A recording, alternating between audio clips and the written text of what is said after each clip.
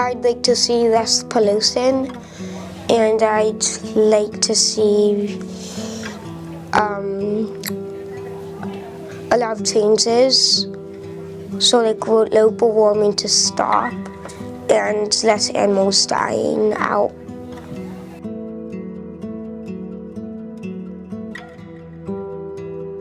Cape Codders have a front row seat to climate change.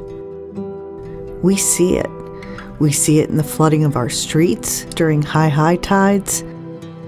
We see it in the erosion happening faster than originally anticipated. We see it in habitat loss of animal species, everything from birds to fish. And we see it in the storms that are more frequent and more intense.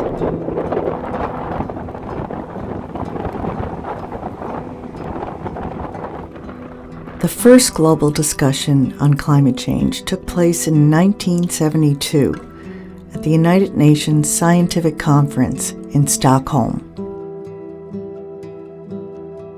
Since then, experts have amassed overwhelming evidence of global warming and the serious impacts to the planet.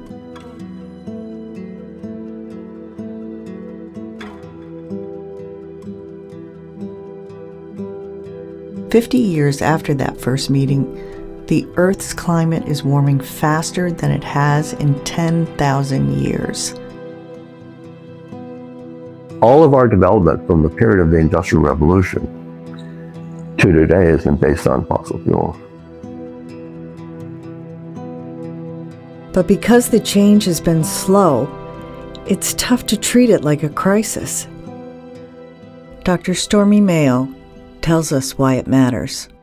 These whales were built to this ecosystem, and it was a relatively slowly changing system. Slow by 1,000-fold. The temperature did change, but it changed very slowly.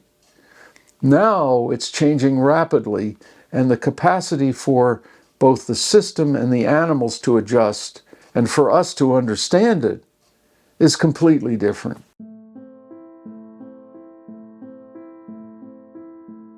While the many facets of climate change are becoming clearer, the complexity of the issue, coupled with how it's communicated, makes it difficult to address.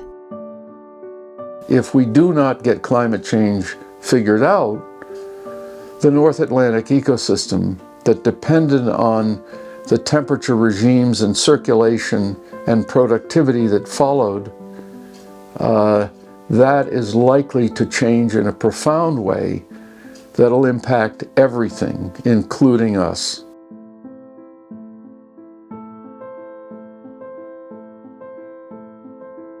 The response has been met with alarming headlines, angry activists, and a pervading sense of powerlessness. So the fear-based articles, the attention-grabbing things, I think that's what we all naturally start to gravitate toward. Is when we become alarmed about this subject, we're like, oh, this is really important. People have to care about this. And you're trying to, sound the alarm, scream fire at the movie theater, so to speak, to get other people to be reacting to the same intensity that you are.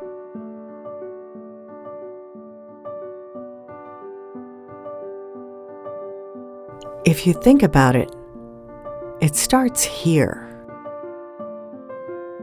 In December 1968, the Apollo 8 mission launched, sending the first human spaceflight to travel beyond the Earth's atmosphere. They were orbiting the moon when one of them turned around.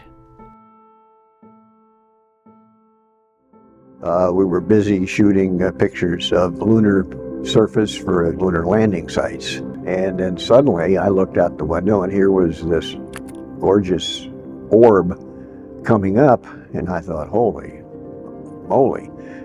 And there over the lunar landscape was the Earth. The Earth was beautiful. It was the only thing in the whole universe that had any color. I put my thumb up to the window of the spacecraft, and I could completely hide the Earth behind my thumb. The Earth is a mere speck in the Milky Way galaxy, look what we have here. Water and an atmosphere. We're orbiting a star just at the proper distance to absorb that star's energy.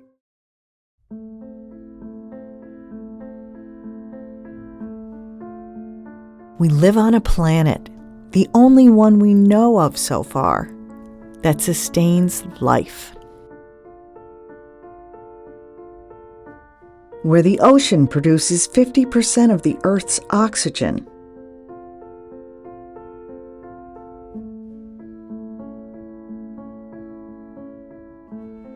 The planet has checks and balances, where living things cannot survive without their connection to other living things. This intricate design provides a natural safeguard against unforeseen and perhaps unintended collapse.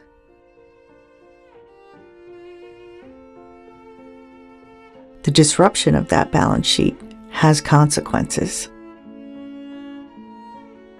You know, I went to this alternative doctor. He was interesting because he said to me, you know, you don't have an immune system. You are an immune system. And I immediately thought about nature in that realm. You know, we don't necessarily go to nature, we are nature. And I think a lot of people see themselves as in the audience of nature. Like somehow nature is going to perform for me and make me feel better. Instead of really being part and parcel connected to that ecosystem.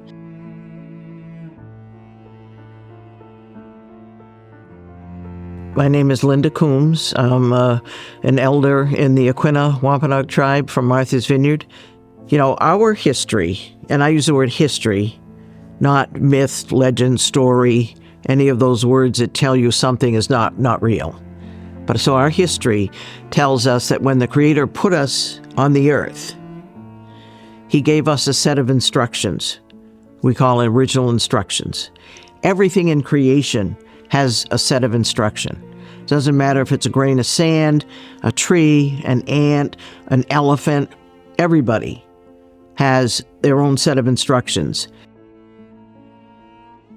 It was our beliefs, our values of respect and following our instructions.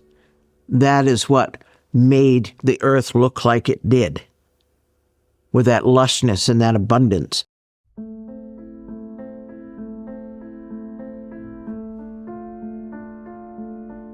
We were not the first beings to be created. The earth was here, the trees, the animals. We came along later. So we're younger. All the animals and all the plant beings, those are our elders. So we look to them to teach us.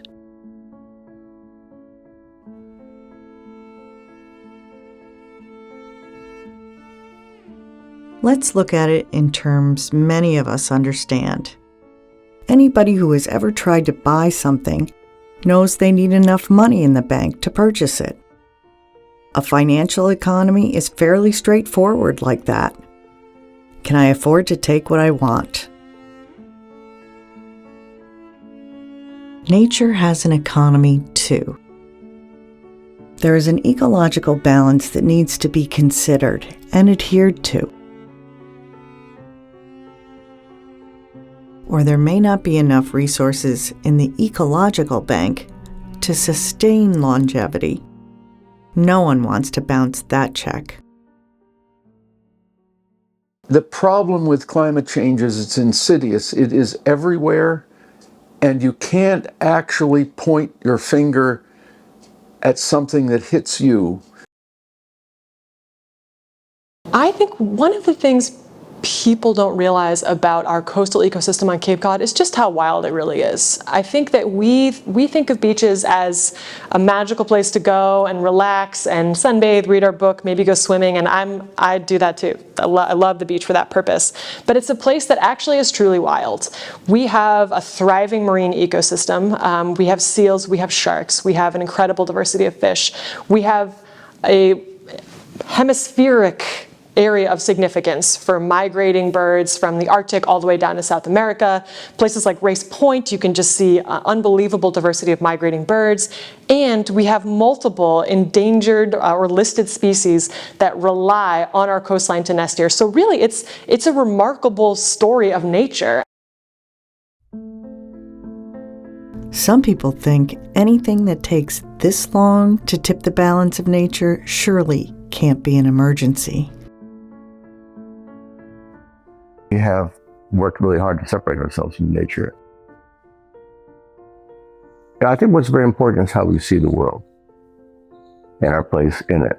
And I think that changes over time. It depends on the historical period that you're born into and the experiences of all the people around you and your own experience.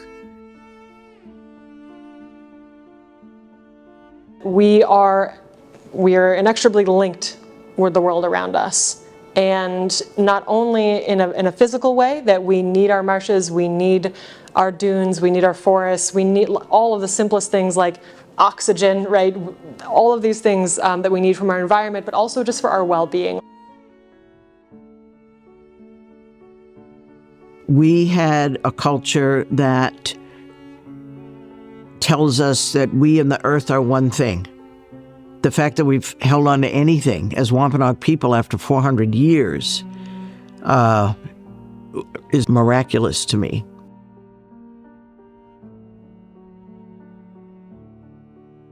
If you had to take a life, you did so with prayer and thanksgiving and with ceremony, acknowledging that life. Because everything in creation is based on a balance.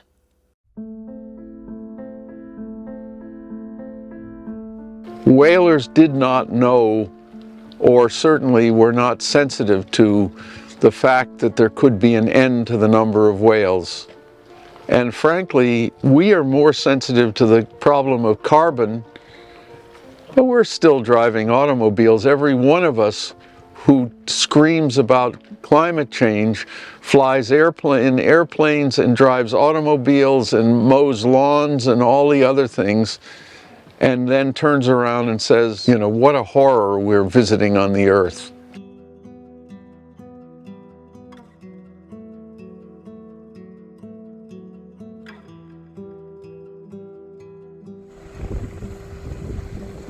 The more we understand that our ecosystem is just as important as our bank account, the more we may be motivated to protect it.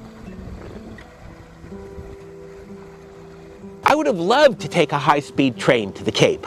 I couldn't. There is no high-speed train.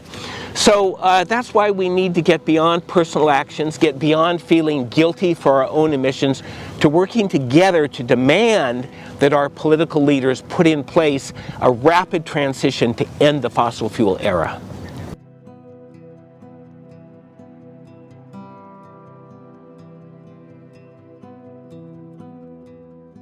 And while the planet can and does adapt to minor shifts within the system, the human decisions that have driven global production may be the very thing that interrupts nature's ability to stay in balance.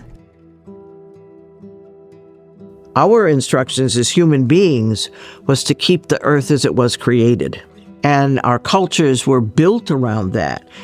We had a system of values that sprang from that because they had to leave forest. We hunted deer, you know, for our food, for our clothing.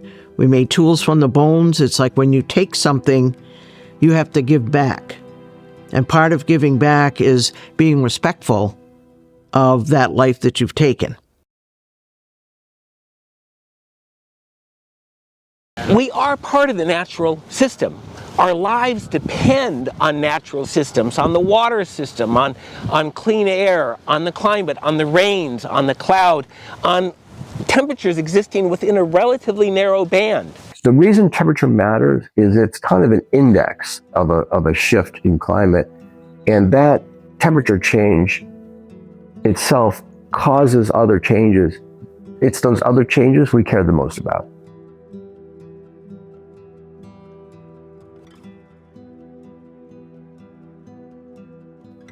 From the point of view of nature, Earth is a coherent, single, beautiful complex system.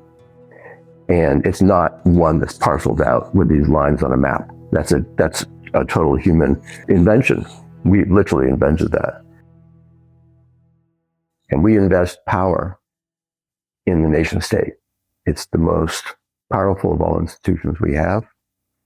And we turn to the nation state to address problems. And the thing is, a state can be very good at managing its internal affairs, but it has no ability independently to manage global affairs. The way we are organized, you need countries to cooperate. And cooperation is something humans are fairly good at doing. But what we're asking them to do on climate change, I think, is harder than any other problem we've ever faced. So it's not a small thing.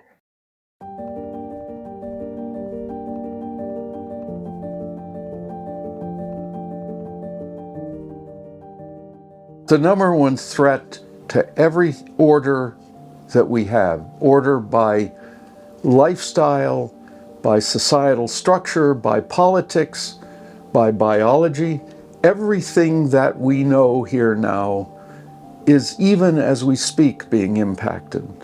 It's now not as big an impact, but the time is coming. And it comes slowly, and reversal is incredibly hard.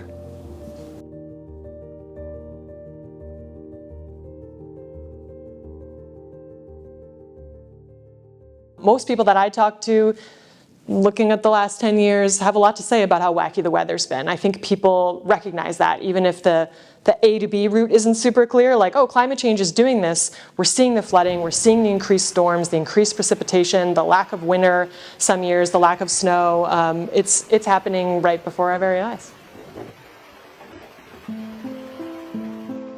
We can't push it back even as fast as it's come on, unless there are new, and we can hope new, extraordinary technologies, which usually will bring other problems, because every technology we have demonstrated is another problem. I think what's not working out is this, with the current conversation, is this misunderstanding about that nuance of facts. You know, I hear all the time of people in my industry and others saying, you know, if people were just aware of this being the consequence, or being aware of this as an opportunity, then they would adopt it, or they would change how they're acting. Whereas that's not really the case in the behavioral science literature. There's really limited evidence to show that awareness alone informs behavior change. When we're dealing with something as overwhelming as climate change and so impactful to every single thing that we do, we're asking people to fundamentally change their lives. I always want people to understand why things are the way they are. If your diagnosis of the situation is wrong, the prescription is going to be wrong.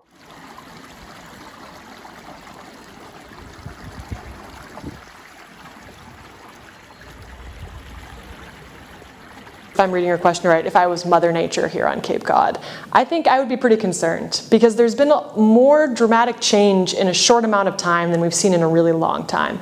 And so I think I would want to know more, right? I would want to understand more about what exactly is happening, and also know more about what we can do to fix it, what we can do to address it, right? We have the advantage now of an incredible network of scientists, of NGOs, of wildlife regulators, of protections in Massachusetts. We're really at the forefront of all of that.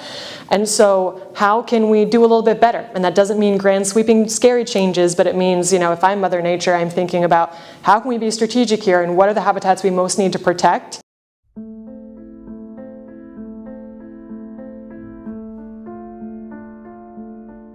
Understanding too that it's not as simple as just raising awareness. It's not as simple as just throwing money at a problem and expecting people to change. That's not the only solution here when we're dealing with systemic and structural barriers. It's a lot about understanding the realities in the day-to-day of people and bringing that to light as well.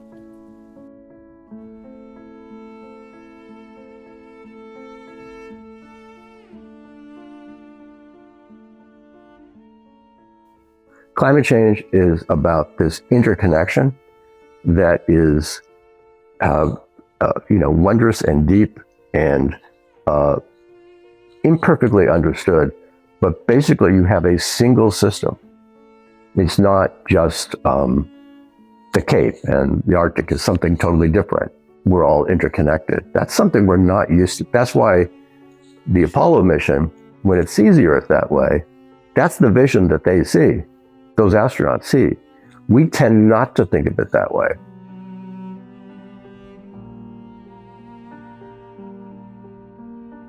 The climate is, there's almost nothing more important when you think about it.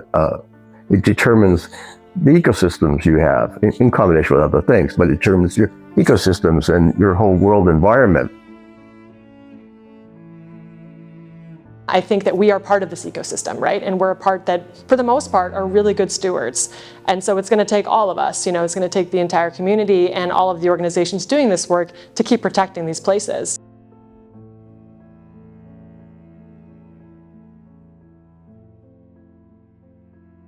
One way to think about this is we're all part of an economic system. So my house here on Cape Cod, we use natural gas, and natural gas is heating our home right now. And it's hard for me to switch to something else independently of everyone else. So if I wanted to, if we want to change emissions, and particularly you want to do it at a very high level, not small, you really want to do is focus on changing the system that we're all a part of. It's really important. So you've got these two things that are operating at the same time. There is this bottom up, and normally that bottom up expresses itself through democracy by voting for people who will try to solve the problem that you imagine. And what's important about democracy is that when you vote in favor of something and that gets adopted, you will have to do it, but so will everyone else. When people get excited about new technologies and new ideas, it becomes easier to change behavior. It's not like we haven't done it before. We did it with the adoption of unleaded gas. Smoking went from glamorous to gross. We have done this before.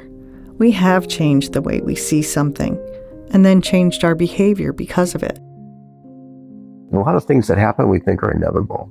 And anyone who reads history knows that it's really not like that. And we're thinking about the future. And the same thing is about the future. What is going to be the future? Well, we can shape that. I think nature is something that may soon die out, and I hope we can save it.